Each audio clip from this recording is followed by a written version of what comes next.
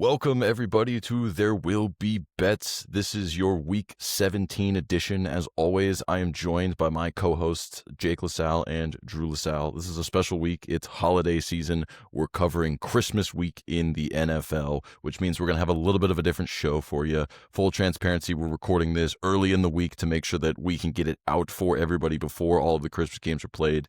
For that reason, we're going to be cutting a little bit of our segment section out, and we're going to be covering all of these standalone and primetime games to make sure that you have all of the insights for the action on every game you're going to be watching throughout the holiday week and weekend. That doesn't mean we're not going to cover storylines and rants and everything like that. We're also going to have our two best bets off the top as well. But like I said, we're just not going to cover props and things like that because we don't have all the lines, and therefore we can't give you a good enough read. So we're going to hop into our storylines like we always do. We want to talk a lot of playoffs. We're 2 weeks out from the playoffs starting, and we're starting to see things solidify a little bit. And in particular, the NFC, while we're starting to see a clearer picture, this picture looks a whole lot different than we thought it was going to look a week ago. After Thursday night, we saw the Seahawks win in what was the craziest NFL game I've seen in years. We see the Bears try to match that with another crazy-ass NFL game on Saturday. And then even on Sunday, we saw some more chaos as far as the playoff seeding and everything goes too. And now, again, we're looking at the Bears with a chance at the 1 seed, Seattle currently holding the 1 seed. The 49ers might be able to usurp everybody in the NFC West if they win out. What do we make of this NFC playoff picture, boys? And if you had to pick right now, do you think that it's going to stick the way it is, or are we going to see more things shift? I don't know what to think, to be honest with you. I just am actually happy that we're getting some entertaining football down the stretch. Seems like the Seahawks have put themselves in a pretty good position to where the Niners are really forced to win out. They play the Bears next week, assuming they can beat Old Man Rivers tonight, which I have my doubts. But yeah, exciting nonetheless. I still, even coming off of that loss, I think the Rams are the team to beat. They're going to get a game going back to Carolina for likely if Carolina is able to beat Tampa Bay in week 18, so another rematch there. But it's hard for me to doubt the Rams if they get another crack at the Seahawks with a healthy Devontae Adams. I think they'd still be my favorite to come out of the NFC. I think it makes sense. I think the Adams point is a good point. I think that already that team looked fantastic on offense. It was more the defense and the special teams to let them down anyway. I think that's a great point that it'll be tough coming on the road, especially for a team like the Rams, who's an indoor team, having to go maybe play some outdoor games. A trip to Chicago would scare me a lot for that team. But last year they played well in Philadelphia, so maybe that's less concerning than it really should be. Jake, what do you make of this? I know you're high on the Seahawks, and that outcome was one that you, with your best bet, called to happen. Now, obviously, you didn't call how it was going to happen, but you called it to happen. What do you make of the playoffs? Do you think the Seahawks are holding on to the 1 seed? Love for the Bears. What are you seeing? Yeah, I think the Seahawks definitely with that win are the favorite to get the 1 seed. I do think the Rams coming out of the wild card is definitely a more difficult situation if they have to play somebody like go to Philly or, one of these road games in cold weather, go to Chicago, something like they could lose. They're still probably the favorite to come out of the NFC, but I do really like Seattle. I bet Seattle middle of the year to come out of the NFC. I think what I saw from Sam Darnold was actually pretty impressive. Coming back in that game, he had a really good game. It was more of the defense that struggled, and I feel like that is more fixable in scheme and playoff time when people are playing more conservative too. So I actually still probably would take the Seahawks as my team to come out of the NFC. And then in the AFC picture, I don't really know. I would still say the Bills are probably the favorite, even though they're going to be coming out of the wild card, even due to that Patriot win over the Ravens. So I would say the Bills are still probably the favorite, but there are some scary teams in the AFC. Going into Denver is no joke if they get the 1 seed. Playing Houston is no joke. So it's really going to be determined by what draw you get in the AFC. As we've talked about before, it's been just a total show of good coaching is what's winning a lot of these games for a lot of these teams. It's brought the Patriots out of the depths. It's brought the Bears out of the depths. It's brought Jacksonville out of the depths. The guy that's getting no love for what he's done is Dave Canales with the Panthers. I know the Panthers aren't great, and of all the teams that could be a potential playoff team, they're probably the worst of them all, but he's turned a dumpster organization into a playoff caliber team. So I think it's all the coaching. And then there's the one guy who, for all the hate he's gotten, let's give him credit too. Jake will love this one. But Mike Tomlin, man, I don't know how he does it. But every freaking year, that dude goes over 500. He doesn't have losing seasons. He finds ways into the playoffs, and his team is playing as good as many of the teams in the AFC right now. So, like, I genuinely think that we're going to see a very entertaining playoffs. I think we're going to have a situation where you've got really strong wild cards and then a couple of teams lagging down the stretch. Other thing to note, not a guy we think is a very good coach, but his team is still scary, and that's the Eagles. No one's talking about the Eagles right now. I know they're not the greatest offensive team this year, and they stink, but, like, that defense too, I could see them causing a problem for a team. I don't know if they're Super Bowl caliber, but I think it's a year where, other than, like I said, probably the Panthers and maybe the Steelers, if we really are going to get down to it as far as winning the Super Bowl, I think every other team's got a shot. And when was the last time you could say that? I don't know when. So I think it's crazy. Had to throw the Steelers in there. I had to just to jab at Jake a little bit, but admittedly, they are way better than the Buccaneers or Panthers, so I will not put them in last place as far as the playoff teams go. And I guess the one other team we didn't mention, which it's more because of injuries, but I mean the Chargers, another good coach, another well-coached team. You know, Jesse Minter's got that defense playing well. I think we'll talk about it in the best bet segment, but that Houston versus LA game this weekend means a lot for both teams. It's going to be a heavyweight fight in the trenches. I think we're just in for a lot of good football down the stretch, which is good. As somebody, and we'll talk about it with some of the product that the NFL's put out lately as part of Drew's rant, I think. But, you know, as someone who's been critical of the product the NFL's put out, it's actually nice to see exciting games, especially when I'm usually a guy who will tell you college is more exciting. This weekend, the NFL won that battle, that's for sure. If the current teams that are in the mix hold, you're going to see almost everything under a field goal. So a lot of really close lines, competitive games. It's going to be a wild first weekend, and probably, you're right, the entire playoffs are really anybody's game. I do genuinely think that, I was going to say, Jay can speak on more from the Steelers side, because I don't know what he thinks that line would be, especially he watches that team more than me, but I think Carolina's the only one that would possibly, especially if they play like the Rams, would be maybe a touchdown dog at home, but who knows? I was gonna say, I actually think, like, given the teams that are going to probably be in the 5 seed, the Bills and the Rams, I could see 7 points for both of those teams against the Steelers and the Panthers/Bucks. The Steelers 3.5 at home, like 3 weeks ago against the Bills. No, I know I had it as the best bet. Yeah, I don't think that one gets to 7. It probably won't. I don't think that one gets to 7. Talking about all of that, those are all the fun teams, right? Now, the teams I really want to talk about are the disappointing ones. And boy, with all of this chaos, have there been some disappointing teams. There's a few in particular that I'm sure everybody can think of. I kind of just want to go around the table here and just ask, if you had to pick a team you think is the most disappointing this year, who would you pick and a little bit why? Jake, why don't you lead us off and tell us which team you kind of have been most disappointed in this year? Yeah, the team I would say is the Chiefs. It's a team that everybody thought, you know, going into the year was one of the favorites to win the Super Bowl, or go back to the Super Bowl at least. And, you know, through the beginning of the year, they kind of had that classic Chiefs, like, struggle a little bit, and then they started to turn it on, had wins against a big win against the Ravens, and everybody thought they were back. And then they just kind of fallen back into that, like, mediocrity where, because it's the Chiefs, every week they were favored by 3, and they just kept losing these games to these teams that are like sub playoff team, like on the fringe of playoff teams. And they've just been a very disappointing team. Everybody thought they were going to be good. It kind of just looked like, you know, Kels might have been checked out a little bit. The defense was a little checked out, and they just lost more games, more of these like 50-50 games that they usually end up winning. And even before, obviously, the Mahomes injury is going to make their record look way worse than it already is. And then, you know, throw in the Minshew injury as well. I think this team was lackluster way before then. I think Mahomes was not playing at an MVP level. I think that we had a lot of just the regression for all these years of one-score games that they would win because they would do the little things well. This year they did not do the little things well. They dropped passes. They couldn't get those timely sacks out of guys like Chris Jones. You know, guys were missing blocks in the run game when they used to be able to run the ball a little bit. They couldn't do that this year.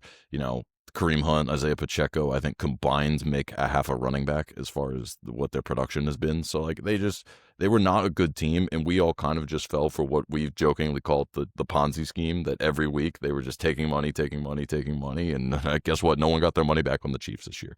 The sports books are the ones that are winning in that regard through and through on the Chiefs this year. So I think you're right. I know, Drew, you like to talk about their voodoo. I've taken Chief unders on win totals, I think 2 years in a row leading into this year, and I finally just put my hands up and said that Andy Reid doesn't lose on his win total. But yeah, I think it's a culmination of some bad drafting by Brett Veach, a lot of misses in the skill positions outside of really Rashee Rice, who's been. I mean, we've talked about it in our guys naming dudes segment. He's the only guy they go to. He's the only explosive play creator they really have, and the running game is suspect. They've been mixing and matching on the O line for the better part of the last 4 or 5 years, really, since that Tampa Bay belt Super Bowl. So it shouldn't be surprising, but it feels good to see it finally crumble, and they'll go into a little bit of a reset next season, and we'll see if Mahomes even tries to rush back. It's kind of a crazy time for them. Yeah, the one final note I guess on the Chiefs I have is the Chiefs with a top 10 or 12 pick this year and potentially better than that next year if no Mahomes plays is a scary thought.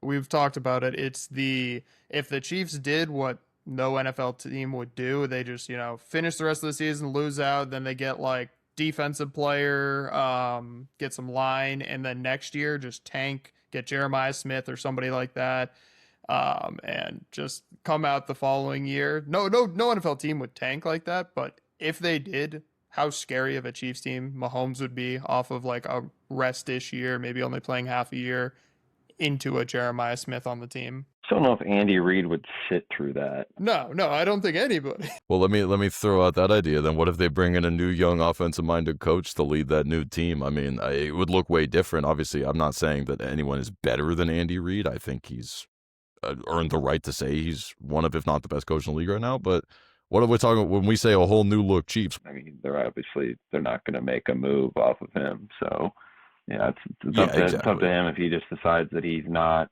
If they're talking internally about the things we're talking about, and then he makes the decision he doesn't want to wait a year and ding his resume with a 2-15 season, then yeah, maybe he just hangs it up and nobody would blame him. I think it would really make a fascinating experiment too of how many head coaches in the NFL right now would be willing to, or even coordinators would be willing to leave their job in a heartbeat to go coach that team. People would be lining up. You could have them pay you to be the coach of the Kansas City Chiefs. I think it'll be interesting to see what happens. And again, it's a weird scenario we never thought we'd be in. But there are other disappointing teams to talk about. It's not just the Chiefs. I'm going to stick in the AFC for my pick. I got to go with the Ravens. I'm going to talk about another team with a talented quarterback who now the injuries are a little less surprising with him. But this team, and talk about coaching and all the issues, I think the Ravens are very, very close to blowing it up. After what we just saw on Sunday night last night, I don't know where you go from here. Lamar continues to get banged up. Again, he hasn't ever had a truly, truly serious injury, but just gets banged up in big games.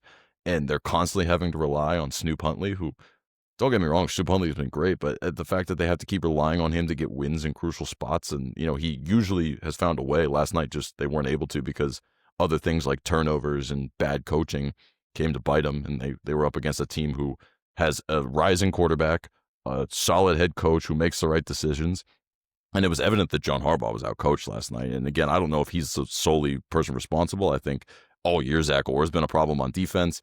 I think that the play calling on offense has always been a question mark, even dating back to a couple of years ago when they played the Chiefs in the playoffs and they only ran the ball like 9 times or whatever it was with the running backs. I think there's a lot of internal struggles with the organization, and I'm not one to try and read dynamics, especially on a broadcast, but it doesn't seem like Lamar and Harbaugh are on the same page anymore. I think they used to be back when Lamar was younger and winning his first MVP and they were getting the 1 seed and all of that stuff. The dynamics are just weird. Mark Andrews is now kind of on the decline in his career, and, seems like he's due for 1 or 2 like awful plays a year now, which is crazy because he was, an all-pro reliable tight end just a couple of years ago. I mean, Derrick Henry's only getting older. The defense, other than Kyle Hamilton when he's healthy, and Roquan maybe when he's healthy, there's a lot of holes. They can't rush the passer. Matt Abuike coming back would help with that. But, I mean, again, we just named 4 guys who have all had injuries that you'd have to have come back healthy and reliable. I don't know where the Ravens go from here, but they were a team I legitimately thought was number 1 power rating for me. I thought they were Super Bowl favorite. I thought Lamar was MVP favorite. I thought this was finally the year. And wow, was it not? And it wasn't even like injuries derailed. Even when they got back a little more healthy, they were still not looking great. I know, again, it kind of is going to end with a Lamar injury, but I don't think they were going anywhere even if Lamar stayed healthy. So I don't know what you guys think of the Ravens. Jake, I know you're happy to dance on the grave of the Ravens as a Steelers fan, and I know you've got some futures that you're going to probably brag about. But I guess so you go first, and then Drew, kind of what you guys think of the Ravens situation. Yeah, obviously as a Steelers fan, could have been a little biased, but had Steelers to win the division at the beginning of the year, I thought the Ravens were a very highly power rated team, but I thought their defense was a question mark going into the year and that they were going to show some regression. Um, but I want to go back to your point about the coaching. John Harbaugh has definitely fallen off a little bit, I feel like, in the last couple of years. And it was very apparent last night. They had the game completely in check. Were with the ball up by 3, and Derrick Henry had 130 yards rushing, 7 yards per carry, and he wasn't even in on the final series of the game. All they needed was 3 first downs. Wasn't even in the game. Didn't get a single carry. They threw the ball on first down when they were trying to run the just, and he keeps John Harbaugh keeps getting in these positions where he just does stupid coaching decisions and, like you said, gets out coached, and it's just becoming less surprising. I think he just isn't as good of a coach as people thought he was. And then, yeah, like you were saying earlier with the futures, I did say 5 weeks ago that I thought that a good bet was the Ravens to miss the playoffs because I thought their defense was a huge question mark, and there was just something that was off about Lamar. I think their defense has been pretty good since the week 5. I know they were flashing up all the defensive metrics they've had since that point when they started to get healthy and saw a bit more consistency. I think there's a huge problem rushing the passer. They obviously lost at Metabike at the beginning of the year, and that really showed. I mean, he may had all night last night. He did pretty much whatever he wanted. They were bringing Washington on blitzes, and it was the only way they were getting to him. So I'm not as worried long term, ready to hit the panic button with the Ravens. I think what you saw this year was how reliant on Lamar's athleticism they are. When he's not fully healthy, they have some serious issues on offense. I love Zay Flowers. I think he's a super dynamic player. I don't know that he's a number 1 receiver on an NFL team, certainly not a Super Bowl winning NFL team. And they've been very reliant on the tight end position to produce, and with Likely hurt, with Andrews kind of underperforming, they have some questions heading into the offseason. Alongside, I think Linderbaum is a free agent. There's definitely some holes, but it's hard to really think about the Ravens and be like, oh, they're doomed. This team is in blow up mode because they draft so well. Every draft, every single year, we're talking about how the Ravens killed it.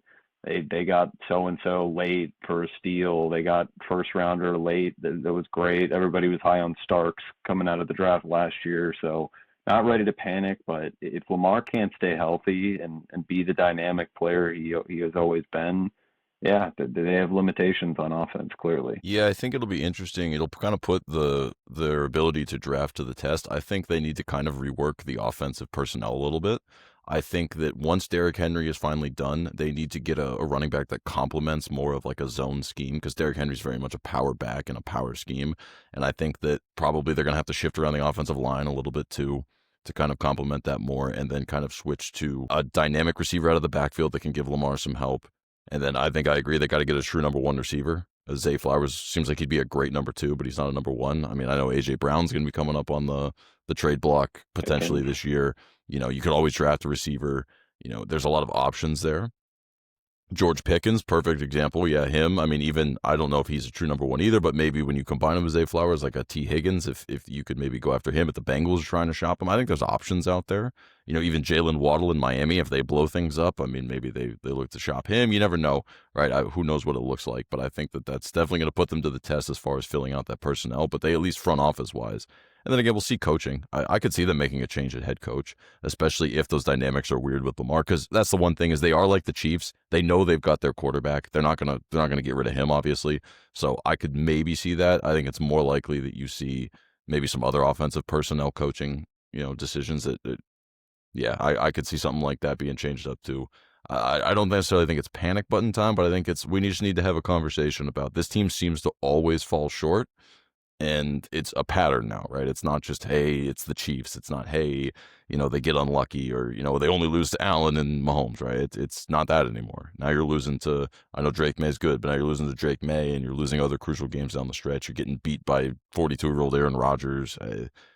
You're right that something's got to change. I don't know if I have my thumb on it exactly, but I can sure tell you they were my most disappointing team this year. That's the one thing I am sure I can tell you. But that's enough about the AFC. I guess the AFC was the more disappointing conference as a whole this year, but there's a pretty disappointing team in the NFC that I think, Drew, you want to touch on a little bit?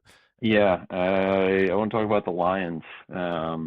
Obviously, I think they got the short end of the stick in that game last night. That was a pretty questionable OPI call on Tesla to avoid that touchdown, but they've struggled all year. We've been talking about it for weeks that you see the Bears ascending and the Lions faltering with the loss of Ben Johnson. And they can still be the bully that beats up on these poverty teams like the Redskins and the Vikings. I guess they did lose to the Vikings the first time, but these teams that can't compete with them from a talent perspective, they can just run out of the gym.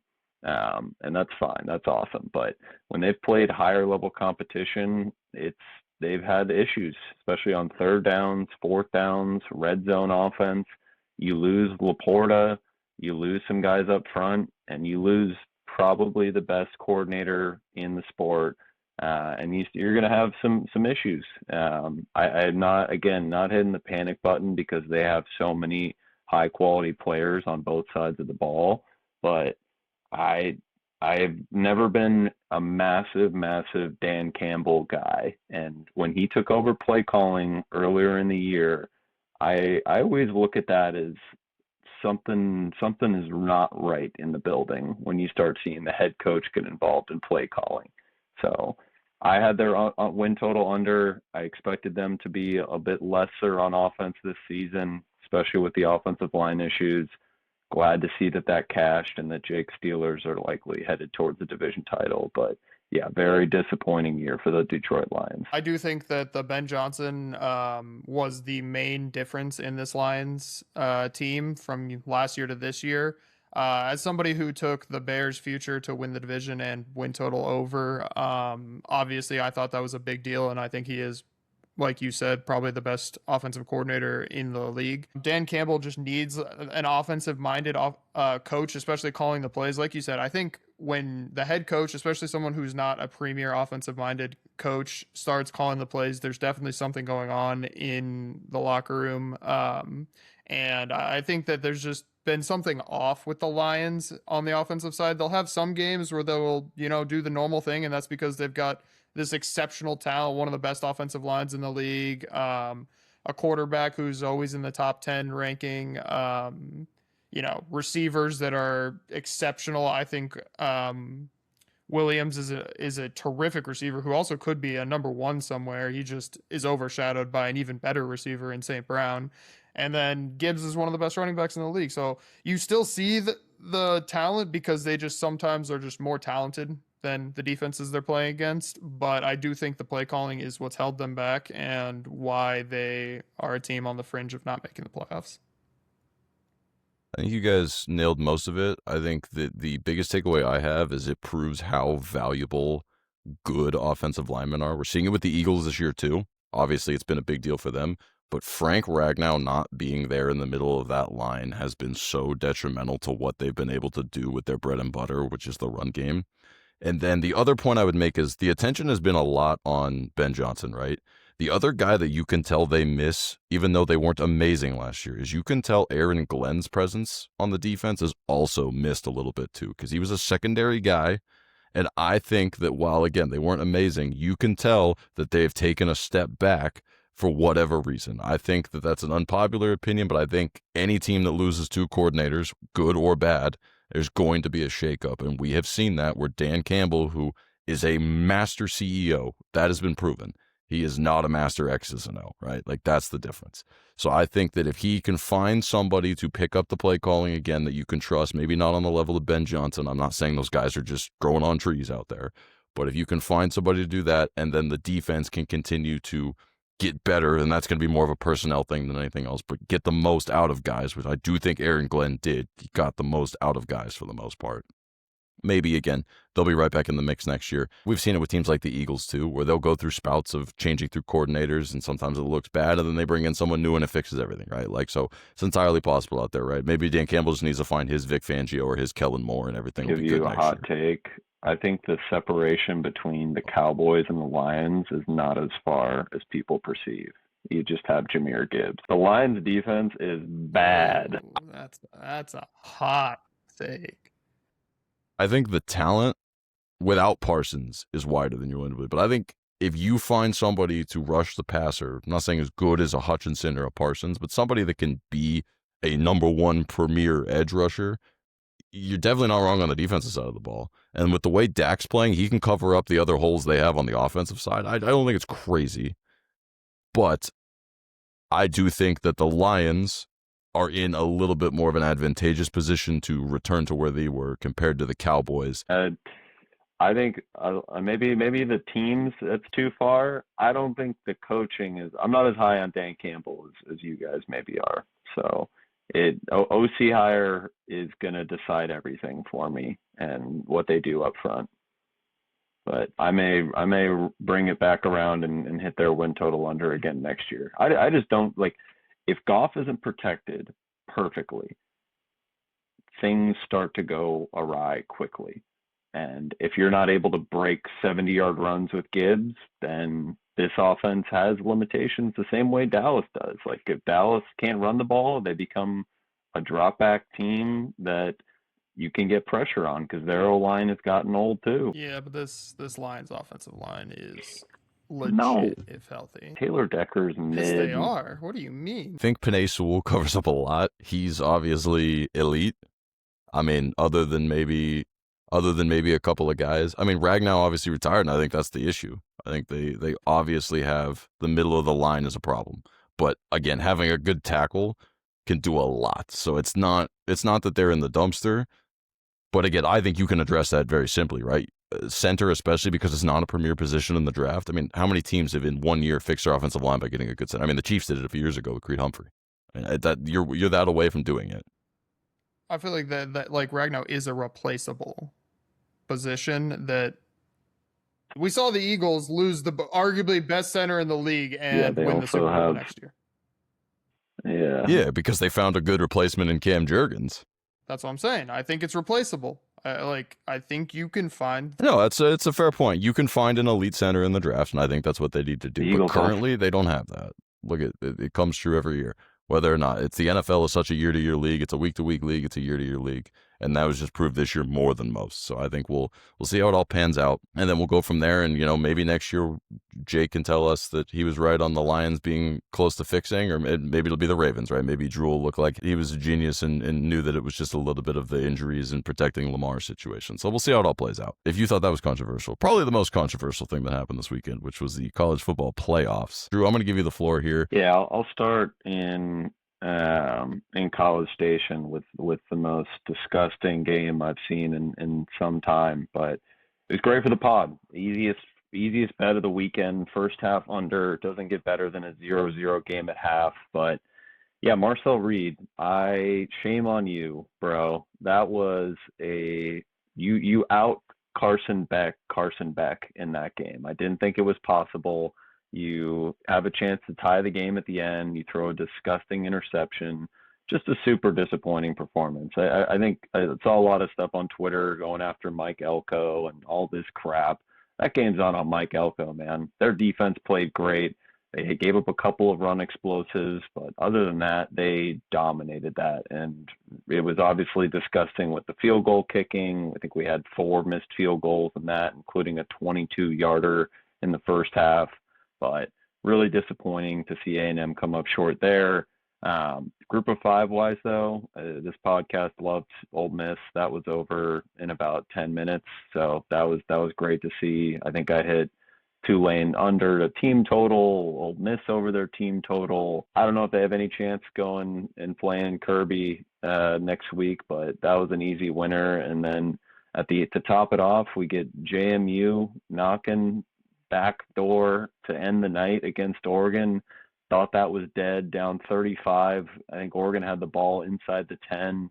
Looked like that was absolutely dead, but got the back door there. Do think ultimately long-term, really, really bad night for the group of five. A couple of belts that games that were not competitive, and you probably see some more changes coming for how they structure the college football playoffs, and it's probably going to take a perfect season from a group of five team to get into the playoff going forward after seeing these two thumpings. Yeah, I think we officially saw the end of the group of five being given any right to get in through conference winning.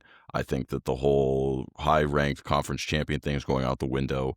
I think already the ACC, whether it's through reorganizing their own rankings or through a deal with the playoff committee, is going to make sure that they don't potentially get left out again. Obviously, there's all these rumors about Notre Dame being guaranteed a spot if they win enough games and whatnot. I think we saw the end of the group of five ever being in there. I think it's going to take a Cincinnati team from a few years ago that made the four-team playoff level of team. And even then, Cincinnati was way more of a Power 5 team than either of these teams are by the fact that they were getting ready to join the Big 12, and we weren't in the NIL era, so talent was a little bit easier to come by and wasn't getting poached every year.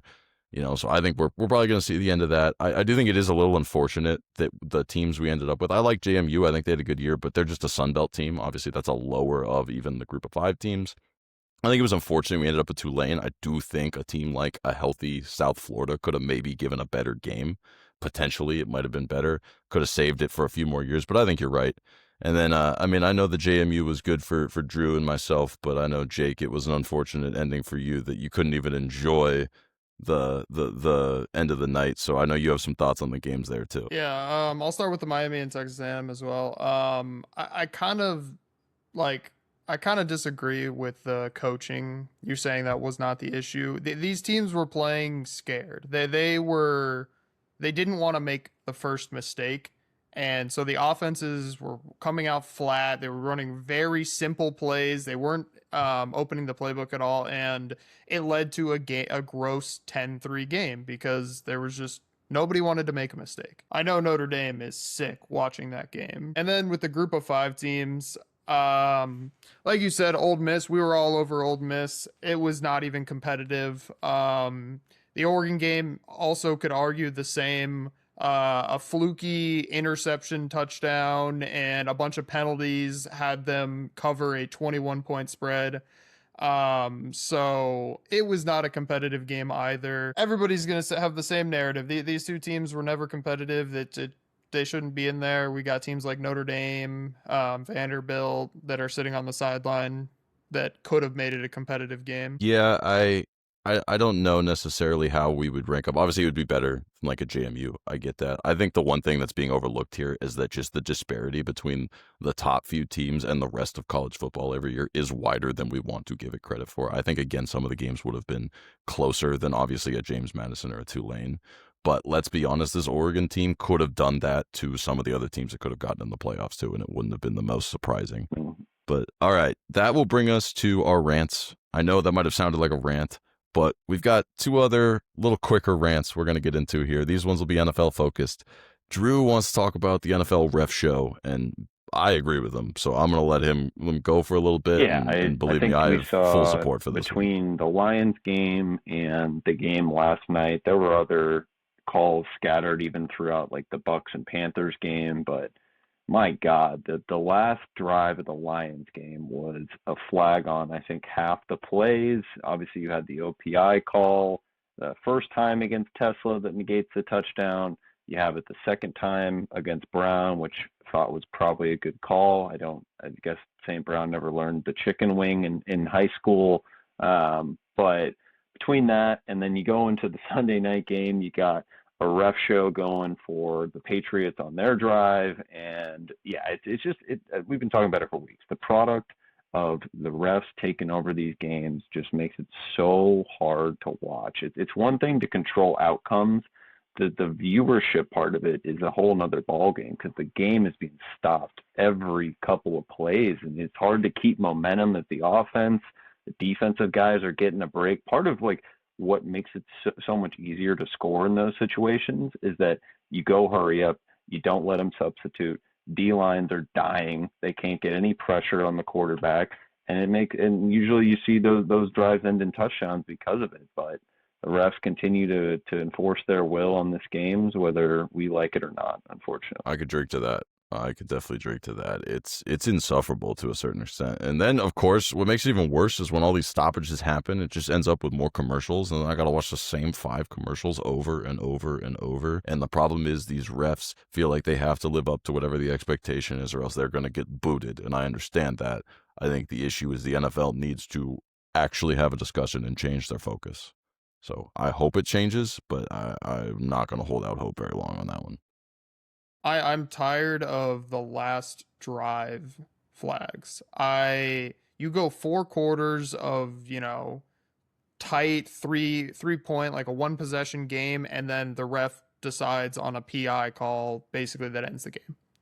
I think, like, obviously overall penalties need to be like kind of drop down because they're getting too aggressive and it's becoming a ref show, like you said. But especially towards the end of the game, it's ridiculous how many games are decided by refs. Yeah, I mean, I think that Lions-Steelers game is a perfect example of that. I quite literally turned the game off before the first flag of the drive.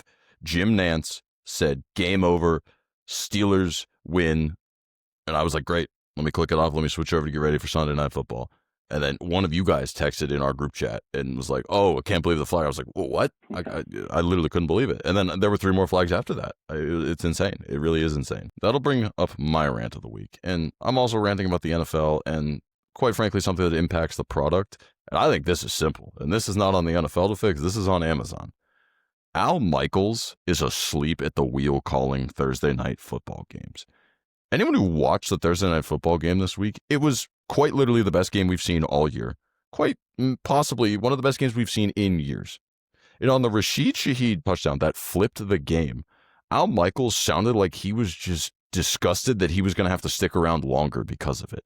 He had no energy. It sounded like he was calling his son's high school practice for a charity event. It was crazy. And don't get me wrong, Kirk Herbstreit doesn't help. Kirk Herbstreit doesn't want to do the NFL. He's a college football guy. He does it for the paycheck. So you just have old sleepy Grandpa Al in the booth who just couldn't be bothered to be there. And it is just awful. Go find an up-and-comer who will actually give some energy. The part of the problem with the product is it feels like the people presenting the product don't care. The NFL wants to load our games with commercials, and they want to let this sleepy grandpa call the game. And it's like, why am I, as a fan, supposed to care about your game if you don't care about your game? Al Michaels was part of a trade for broadcasters 25 years ago when he was a hot name. He's not a hot name anymore. Please, Amazon, Jeff Bezos, I'm begging you, find anybody else to call Thursday night football games. Al Michaels needs to go. Send him off into a happy retirement. And you know what? He did a lot of good service for us as football fans, but it is time for his watch to end. All right, well, now that we got our rants and storylines out of the way, it's time for the best bet segment. As always, we've got 2 best bets each for you. We've been on a little hot streak the last couple of weeks. We have improved to 25, 16, and 1 overall. That's 59.5% year to date. That's just under 60%. So we're going to look to keep it rolling with another positive week this week, especially as we head into the holiday season. Everybody's going to want to watch a few extra games. Let's make sure we give out nothing but the best for the people. Jake is going to lead us off as always. He's taking a game that's being played on Saturday. Jake, what do you got for us? I'm going to take Texans money line against the Chargers. I think that this is a really good spot for the Texans. I think it was a look ahead spot last week against the Raiders, kind of like Seattle. I mentioned when they were playing the Colts going into the Rams game. I think that the Texans, like, this is their most important game. They're still in running for the division, and they knew that the Chargers was their toughest game that they had left. So they were kind of sleepy against the Raiders. Also, Herbert is still pretty banged up. He's been showing definite signs of wincing, grimacing in pain throughout most of the last 2 games. Also, the Chargers O-line, we know they've been hurt all year. They've been struggling. Texans are top 7 in sacks in the NFL. Obviously, the defense is the best statistical defense in football. I think they're going to have a good game against the Chargers. I think They match up very well with them. They control the line of scrimmage. They run the ball decently well, which the Chargers defense has been like a middle of the road in run defense. And I think that the pass rush, Herbert has struggled against teams that have really good pass rushes this year. I think it's a good matchup for them. Took the Texans on the opener. I'm a little surprised at the move. Looks like it's sitting at 2.5 now in favor of the Chargers. But I agree. I think that the matchup makes sense on both sides of the ball. Chargers have been kind of getting fat on some on a bad Cowboys team, and got a little fortunate against the Eagles, a little fortunate against the Chiefs. Those wins outside of the Eagles have not aged super well. So yeah, I agree with the play. All right, and we'll touch on that game a little bit more when we break down all of these standalone games here a little bit later in the podcast. So a little bit more to come from all of us on that one. But Jake is best betting the Texans money line. All right, Drew, you're up next. Going with the Raiders, sitting now around a pick against the Giants. Really like the matchup. I'll start on the offensive side of the ball. Raiders, very inspired effort last week against the Texans. Honestly, had a chance to win the game, and it started with Ashton Genty. Finally got out, going in the run game, putting up over 120 yards. They had 145 for the game, over 5 a carry against a Houston team that had really limited opposing rushing attacks all year. And they're going into a game against the Giants rush defense that is the worst in the NFL at giving up explosive plays. I think Genty continues to keep it going, and you should see Colton Miller finally return. He was limited Thursday and Friday last week. I think that's a big, big boost for them.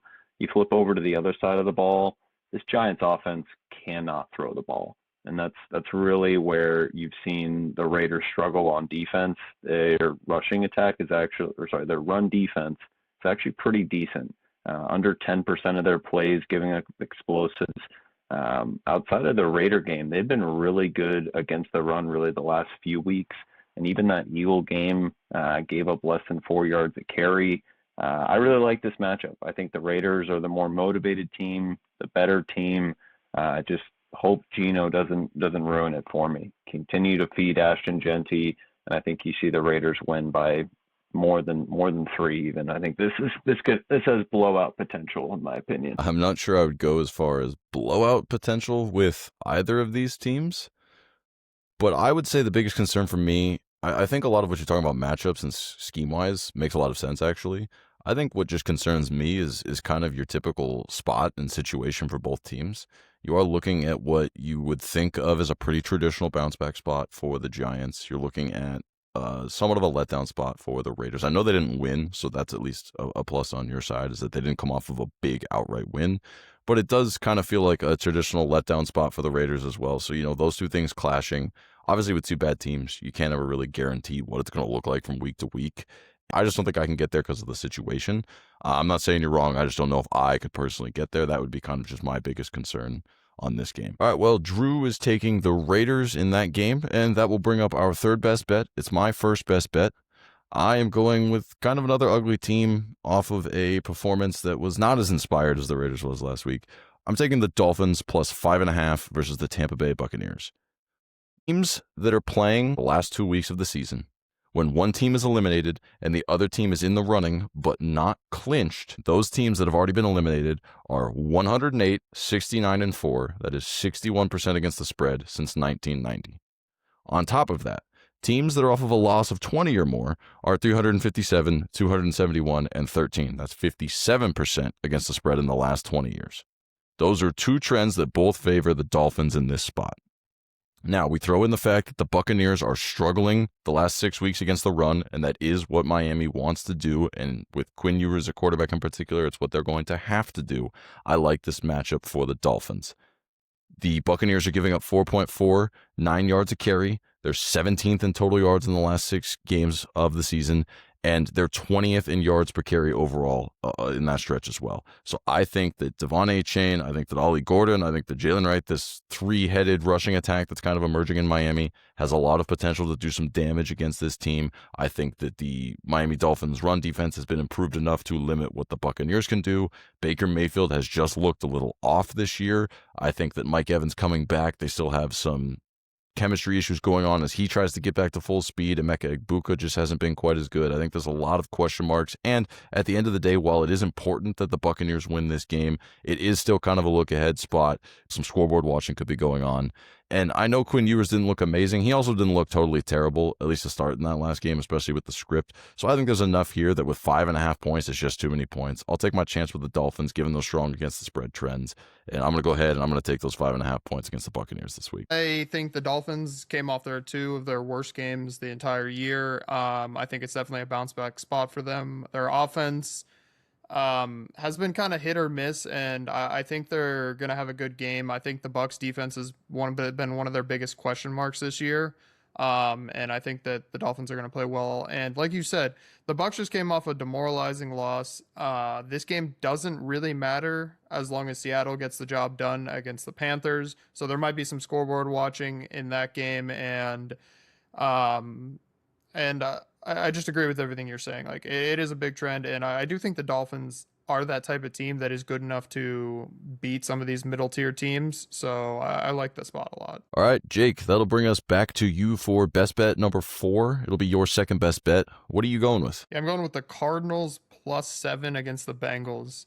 First note is, who are the Bengals to be favored by a touchdown this year against anybody? This team is the most yards and most points given up by any team in the NFL, and it's not really that close.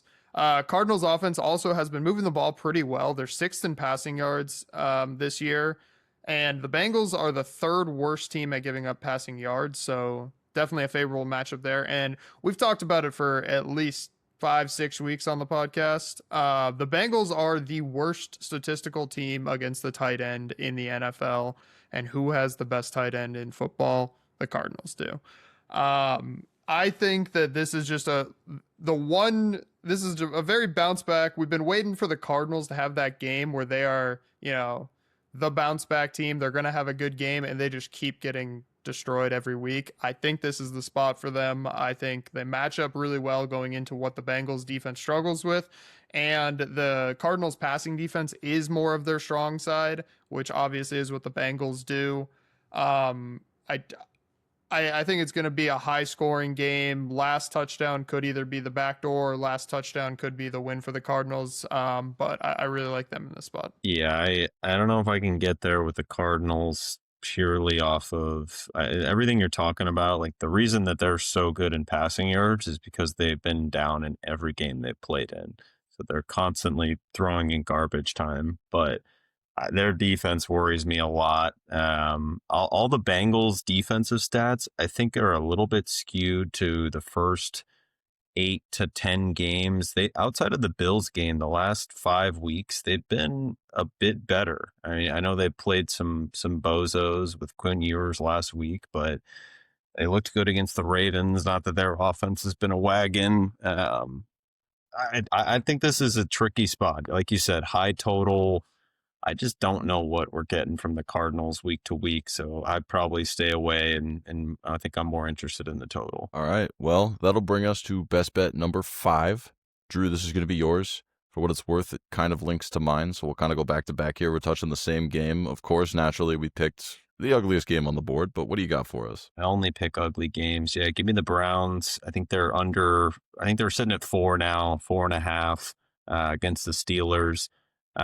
Total sitting at 34.5, which I think you'll touch on shortly, Cole. But yeah, this is a pure slot fest. I'll start on the offensive side of the ball for the Browns. Obviously lost Judkins, really ugly injury, but I do think they'll have some success running here. Steelers continue to struggle giving up explosives, both in the run and the pass, 17th in the NFL in rush explosives. So I do think Hampton can have some success. And the position they struggle against the most, tight ends. Harold Fannin, Bowling Green's finest, is a dog. and they continue to target him in the red zone a ton. It's really the only guy that Sanders has been able to establish any kind of consistent connection with. So I do like that matchup for him. Flip over to the other side of the ball. The splits for the Cleveland defense, home versus away, couldn't be more staggering. So at home, they rank top 5 in the league in explosives, both pass and rush. On the road, they're bottom 8 in both. They've given up 7 passing touchdowns at home as opposed to 13 on the road. I think the matchup itself, especially now that you see Metcalf suspended, I think the Steelers will struggle to get the ball down the field. If you're able to contain Warren and Gainwell a little bit on the ground, even though they've been a bit more explosive the last few weeks, I just think this bodes well for a Browns defense that's been way better at home. Some positive matchups for them on offense. I think they stay within this number against Pittsburgh, who may not be playing for anything if the Ravens end up losing to Green Bay on Saturday. Yeah, I think my response to that will start with absolutely. There's a world where this is a fantastic number because Pittsburgh goes ahead and sits everybody because of what happens in that game. Even if everybody's playing, I think a lot of what you're saying makes sense. I think the low total indicates that getting over a field goal is just a lot of points, given the fact that, again, we're just not expecting a ton of scoring in general. I think that even if the Steelers are playing for something, they're very much motivated to keep this game low scoring, keep this game low possession, run the ball a lot. And all of those things just give the Browns more chances to stay in the game. And then I agree with you as well. I think that there are some small chances, one specific window being the tight end for, Shadur and the Browns offense to do enough to put up the few points necessary to stay inside this number. I think it all kind of makes sense. It's showtime, baby. It's showtime. No, I definitely, this cap's not on Shadur. He's the last guy I'm going to use as a pro for any of my handicapping, but I think there's enough there. I think it makes sense. We'll touch on it a little bit more with my pick here in a second, but I think the Browns is the only way I'd look, even if for nothing else, just the fact that the Steelers might not be playing for anything. If we're taking this game right now as we stand, I think the Browns is the only way you can look in this game. This also actually, one final note, applies to that same trend I gave out with the Dolphins pick. The team that's eliminated playing a team that's playing to clinch is a very strong ATS position as well. So that will bring up best bet number 6. It's my second best bet. I'm staying in this ugly game. I am taking the Steelers versus Browns under 34.5 points. That's right. You heard it. 34.5 points, and we're going under. NFL totals under the number of 37 are 33, 15, and 1. That's 69% to the under since 2020. So when you see these low totals, it's for a reason. They know what's coming, and they cannot set the line low enough. For what it's worth, those are also about 58% to the first half under, so if you are scared of the full game for whatever reason, it's about just as strong of a trend there too. On top of that, one of my favorite trends that I've talked about multiple times, divisional unders after week 10, hit at a roughly 60% rate. Throw that in the mix too. It's another great trend for us. Throw in the fact that we're playing in Cleveland and we could get some nasty weather. That's a plus, especially when we're talking about an under. As we just mentioned, if the Ravens lose, this game doesn't matter for the Steelers, so we could be getting nothing but the backup brigade. Even if the Steelers play with all the starters, there's no DK Metcalf. He's one of their, more explosive players. Flip it over. No, unfortunately, no Quinshon Judkins for the Browns. He's been arguably their most explosive player. So now all of a sudden we're looking at two teams who I already don't think are going to be able to move the ball and are in a disadvantageous position due to all the trends, and you're taking away the most explosive player on either side potentially. I think we're looking at a dead under here. Throw in the fact that Shadur Sanders has been the worst analytical quarterback in the league since he became the starter as far as all of the important metrics go. Then if you give me a Steelers team not playing for anything, we might be looking at a Texas A&M Miami level score here. And so therefore, the only way I'm looking in this game is under. Give me the under 34.5. I think I would go all the way down to 33 on this game before I would even question not playing it. I completely agree. I tend to lean the Packers in the game. We'll touch on that a little bit later. But so if the Packers win that game, the Steelers absolutely have nothing to play for. And I think that just completely bodes well. Like you said, injuries, suspensions, Shadur's even banged up. These two teams, like divisional games in the AFC North, always tend to go under because they're just hard-nosed. They like to control the clock, run the ball a lot. And then you pile on these two offenses have struggled a little bit, and if they are missing some of their explosive players, I completely agree with the under look. With regards to the look on the Browns plus 4.5, I have already taken it. I really like it if it coincides with a Green Bay win. If the Steelers have something to play for, Mike Tomlin will come out fired up, doesn't want to play the Ravens in week 18 in a meaningful game. He wants to secure the division then. So it definitely hinges on that fact. But I do think if the Packers win that game, this Browns line will drop from 4. So I think that you got to get the correct number now, because I do think it'll change if the Packers win. All right, well, it seems we're all kind of in the same line of thinking there with that ugly game. We're liking under. We're liking the Browns in this position. That'll make up 2 of our 6 best bets here. All right, well, we've covered our best bets for Week 17. We're going to look to have another positive week, like we said. Keep the good vibes rolling. Before we get into all the primetime games and standalone matchups we want to cover, we want to ask, if you do like this video, please hit the like button. If you like what you see and you want to get it every week until the end of the season with the Super Bowl, hit that subscribe button, hit that bell so you never miss a post from us, never miss an episode from us as we continue to cover the season all the way to the end of the Super Bowl. That way you can stay and ride along the journey with us. Now we're going to hop into the primetime games, the standalone games. We've got a lot of them this week. It's Christmas week. Christmas falls on a Thursday, so we've got 3 Thursday games. We also have 2 Saturday games, as well as your traditional Sunday and Monday nights. We're going to give our thoughts, and if we have any bets on any of those games, we're kind of just going to go around one game at a time, give our thoughts. You'll hear from each of us, and then we'll move on to the next one to get you all of the information, so that way you can spend this whole holiday weekend enjoying the standalone games. First is Christmas Day, game number 1. This feels like a Thanksgiving game, but you're getting it on Christmas this year. It's the Commanders plus 6.5 versus the Dallas Cowboys. Total is sitting currently at 50.5 as we record here on Monday night. Drew, what do you got in this game? Yeah, no lean on either the side or the total. I have a feeling that books are going to be begging and pleading for Commanders money, because who wants to bet on them right now? But probably lean Commanders. I do think the matchup favors both offenses. Thinking about a Rodriguez anytime, given the struggles the Cowboys have had against the run, but wouldn't fault anybody for taking either side or taking the over. Cowboys totals have been free cash, although a little bit better numbers at home than on the road. All right, Jake, what are you thinking with this game? Yeah, I'm going with a stranger play. I'm going with a alternate spreads on either side of the ball. So the last 11 games that the Commanders and Cowboys had played against each other, 7 of the last 11 have been decided by 20 or more points, and one of the other games was 15 or more. So 8 of the last 11 games the Commanders and Cowboys have played have been 15 or more points decided. The play I would see here would be you take minus 16.5 up to minus 20 on both sides for small amounts, and just hope for a game that just gets out of hand. I think that'd be a fun Christmas morning. You don't really have to watch. You can open your presents and you can just check it on the final score. I think that'd be a fun way. And I think that kind of leads into my take on the game. I honestly got nothing on this game. I really don't. I agree with Drew. I think that just simply you look at this and it screams over at you.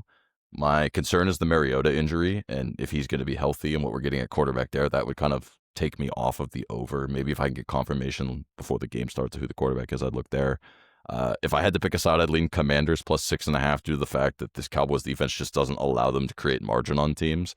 But again, with the quarterback uncertainty and everything possible there, possible quit watch, I don't really want anything to do with this game. I think what Jake said with the blowouts might be a fun way to play this game, and it means you have to put a lot less on it. So that's my take on it. I don't really have anything strong here. I think both these guys made great points. I think the Rodriguez touchdown makes a lot of sense too. So I think if you like those looks, listen to these guys. They seem to be on top of it with this game. All right. Christmas game number 2. This is another could have been a Thanksgiving matchup. We're getting it on Christmas this year, and unfortunately for the NFL, they should have played this game on Thanksgiving because this one could get ugly. It is Vikings plus 6 versus the Lions with the total sitting at 44.5 points. Drew, what's your look on this game? Yeah, kind of similar to the Cowboy game. Another really gross game. Seeing those JJ McCarthy videos on the sideline, I'd be kind of shocked if he played. So we could get Brosmer again. Going to be begging and pleading for Vikings money if that's the case after that thumping they took to Seattle. I don't have anything in this game. I think it's going to be a position where you could see the belt come out with the Lions, or you could see some kind of gross slop fest that Flores cooks up and just has Goff in a torture chamber. But nothing for me in this one. Jake, do you have anything, or are you kind of on the same boat here? Yeah, I looked at this game for a little while. I don't lean either side. I think that it could be an interesting game, like you said. I don't know if it follows that trend of, Vikings are eliminated and the Lions are still in, chasing. But like It technically does. if anything, I would side with the Vikings just because I feel like everybody and their mother is lining up to bet the Lions right now, and not everybody can be right. Um, and the Lions are kind of like in that defeated mode. They just lost a tough game to the Steelers that basically made their playoff chances very slim. And the Vikings have, nothing to lose. Like a bunch of people are playing for good contracts and stuff like that. So it could be an interesting game, but I have no lean right now. Yeah, and same for me. Another game where I don't know what to do with it. I agree. Instincts tell you the Lions bring out the belt, but the Lions just haven't been able to bring out the belt on teams like what they have in years past. It feels like it should be name your number. If it's Max Brosner, it looks like it's going to be him. But then you look at those trends, the teams that are already out versus the teams that need to clinch, so that makes me not really want to be on the Lions. I think if I was going to say anything about this game, the Lions are a good moneyline parlay piece. I do think they win this game. I don't know by how many points. So I think that's the way I'd look at this game. But again, I think it's just an unfortunate way the injuries have gone for the Vikings here. Maybe Flores cooks up something. I would probably lean under just because of the fact I don't think we're getting much of the Vikings offense. So I don't really know what to make of it. I think Lions is probably the way to lean, but I would say tread lightly on the Lions for the reasons these guys said. When everybody feels like they know what's going to happen, that's usually not what happens. So that's my take on the game. But if it's Max Brosmer, I'm not getting involved. Well, that will tee us up for Christmas night, game number 3 on Thursday. And boy, if there's not a trend building, this one might be the worst of all. Chiefs plus 13 versus the Denver Broncos, total sitting at 36.5. Drew, I feel like I'm asking you the same question again and again, but is there anything you like in this game? Yeah, I like whatever NBA game is going to be happening at this time. Are the Lakers playing at that time? Yeah. Good Lord. I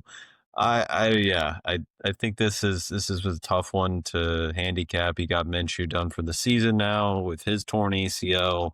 I'm not even going to try to pronounce the third string guy's name, but I mean, I'm gonna be a broken record. Like, who in the world is betting the Chiefs in this game? That's probably the right side. Hard to not see this game going under, even with a crazy low total. But yeah, I don't have anything firm in this game. I maybe if it gets to 14, you see me on the Chiefs, but yeah, no strong feeling here. Jake, what do you make of this? Yeah, after watching the Chiefs game last week against one of the worst defenses in football, they couldn't move the ball.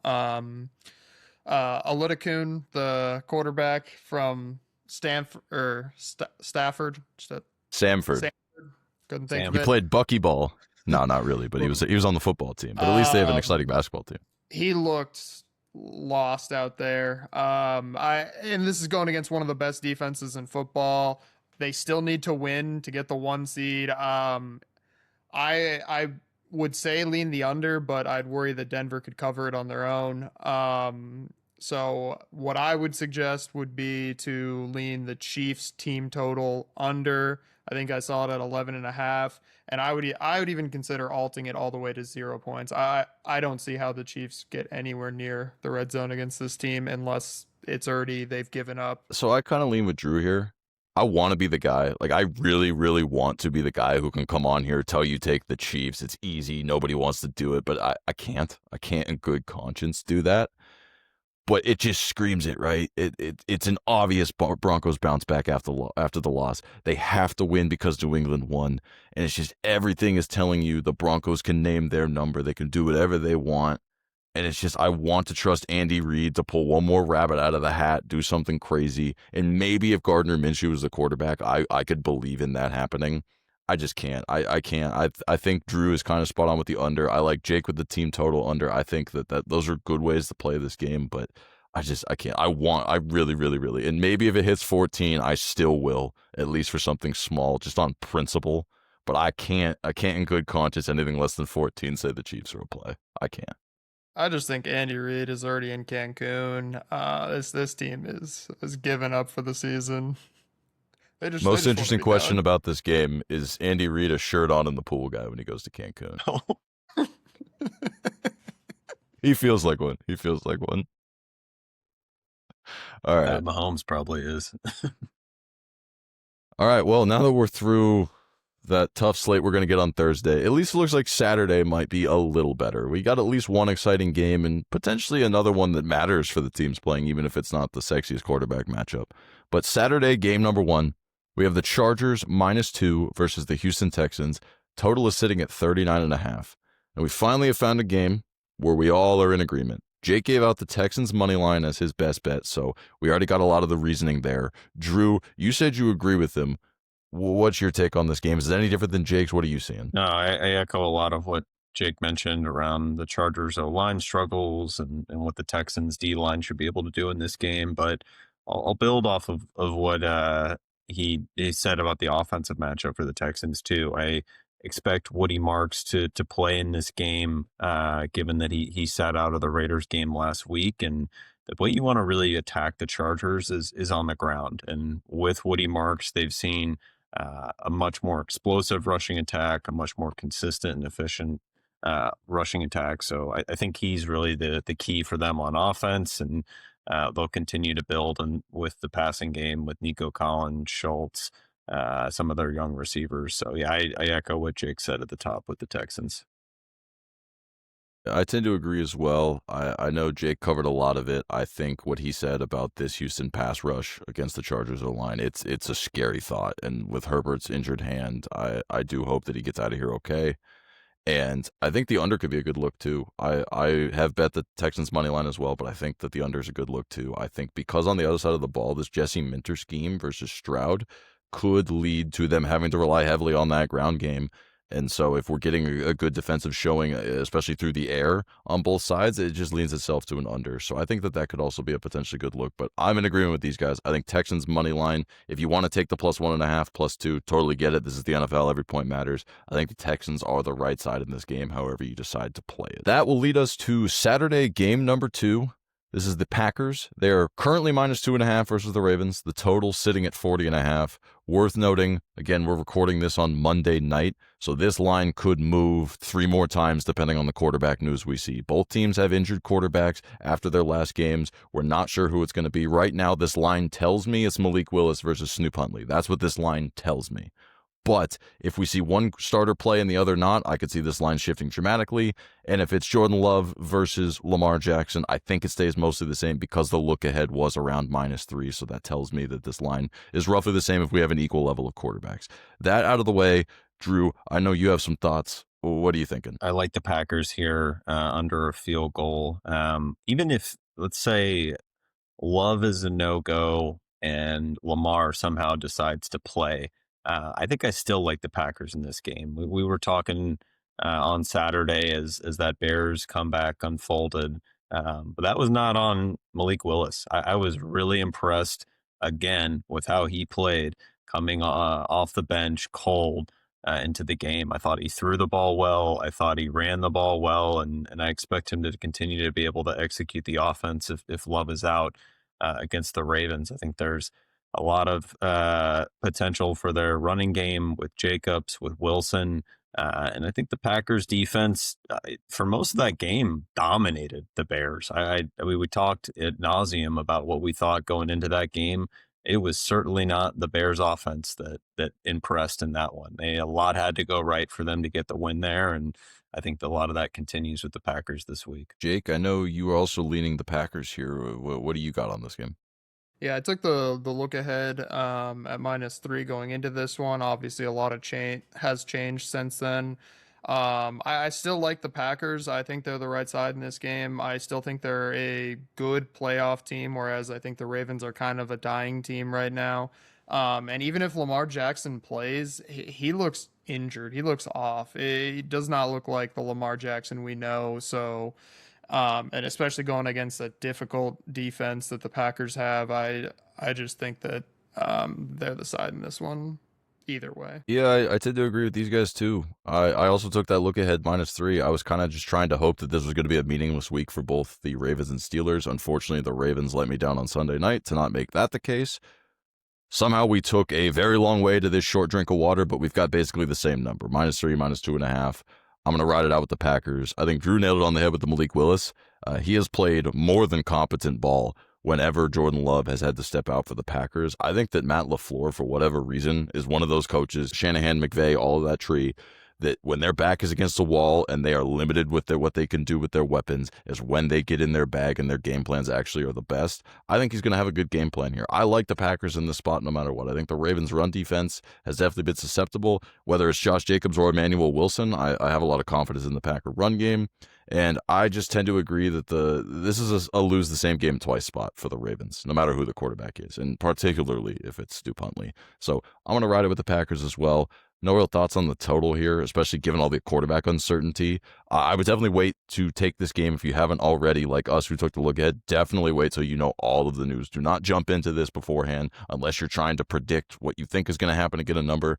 But my advice is wait till you know, wait till you get to Saturday, and then approach it with a full understanding of who's going to be going for both teams. Because again, this is one of the most up in the air quarterback situations we've seen in years. So that's my other piece of this as well. So now we jump to our traditional Sunday night game. This one's a big one. This has a lot of playoff implications. And those of us with divisional futures on both these teams wish they didn't have to play each other. But nonetheless, we're going to handicap it for you. That is the Bears plus 2.5, plus 3. I've kind of seen it both places. Again, Monday night, we'll see where it settles. But the Bears plus 2.5 versus the 49ers, total sitting at 50.5. Drew, what do you got on this game? Yeah, I lean the under in this one. High total, 50.5. As bad as the Bears defense has been, and I've really highlighted that in my breakdowns over the last few weeks. I think this is a little high for an outdoor game. It's going to be in Santa Clara, but should be a little cold. I think this is just too many points for a high pressure game where you could see some teams maybe playing a little tighter with so much on the line. And I do think the matchup favors both defenses in this one. Jake, it looks like you have a little bit of a different take here.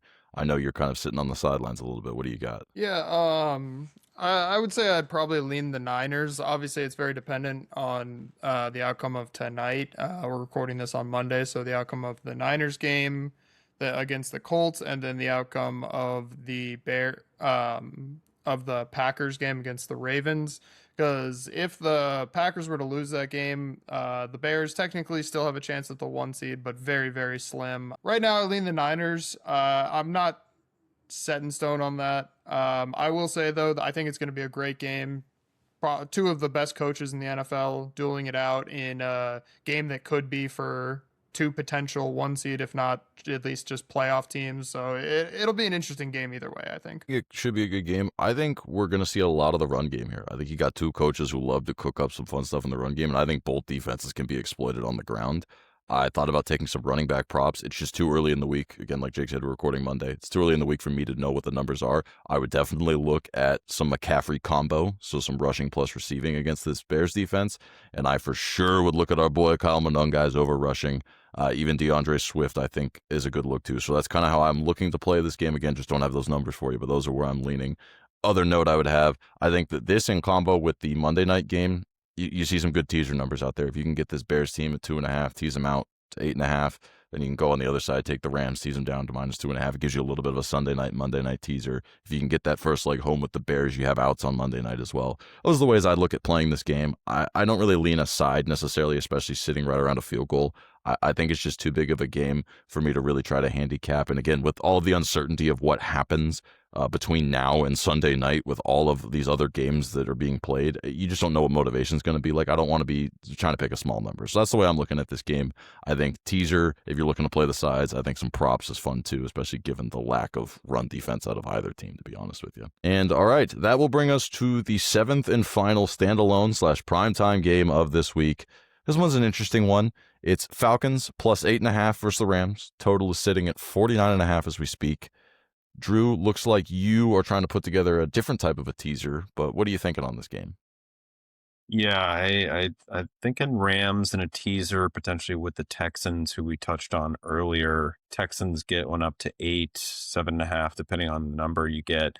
Like that in a low total game there, 39.5. But I just don't see the Rams losing this game. Obviously, coming off of the crazy loss in Seattle on Thursday night.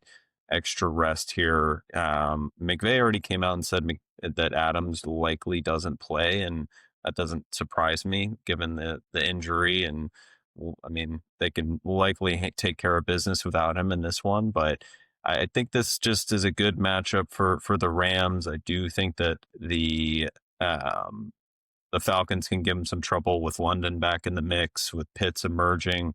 It's usually where you want to attack the Rams is through the air.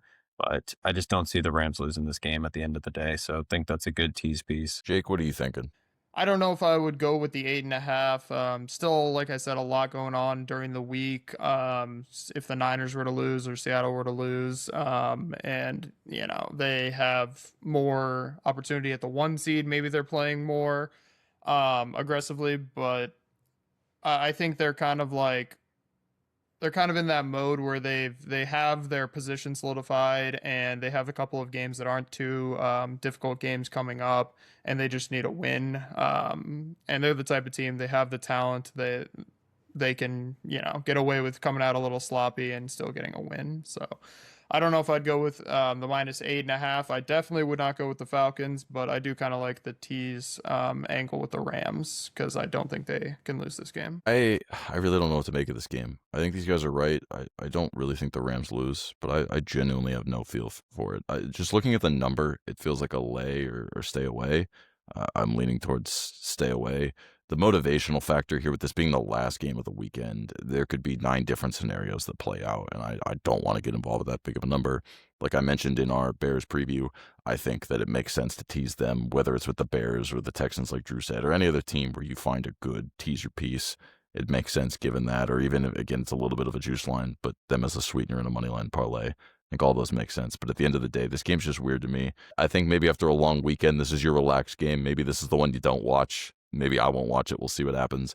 But if you're going to play it, I think the Rams is the side. I think I agree with these guys. All right. Well, that'll wrap up kind of a different episode for us. I know we didn't cover all of our usual areas. One note, we will still put out any touchdown score parlay we throw for the crew this week. That'll still be out there on our social media, so tune in. Even though we didn't discuss really any touchdown scores this weekend, it's just too early in the week as we record this on Monday to have the lines to know what the value is, but we'll put that out there on social media.